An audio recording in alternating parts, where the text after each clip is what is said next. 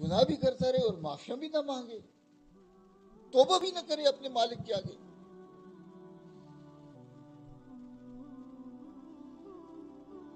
ये हमें साथ देना पड़ेगा कि ये तुमने बचपन कहाँ गुजारी, जवानी कहाँ गुजारी, माल दिया था माल कहाँ खर्च किया, वक्त दिया था वक्त कहाँ खर्च किया, क्या बताएंगे हम?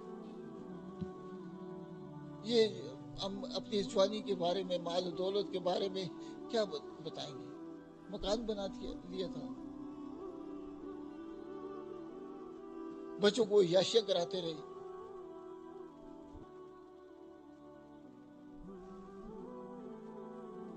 ये जवाब है हमारा। यकीन मानिए कि आदमी अकेले में सोचे कि मेरा जवाब क्या होगा वहां। बस ये मैंने ये नहीं कि फला काम पर लगा दिए, बस कुछ भी नहीं बचा।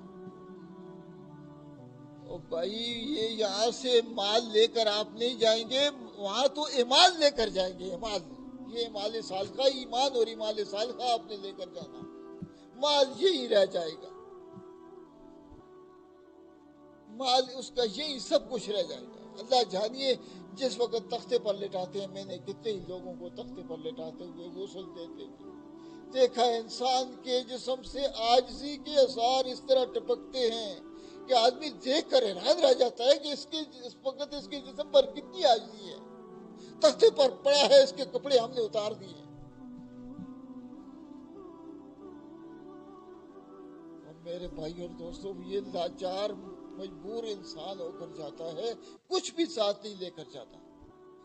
लेकर जाने वाली चीजें जो थी वो तो हमने छोड़ी, उनके लिए फिक्र ही न की कुछ लेकर जाए।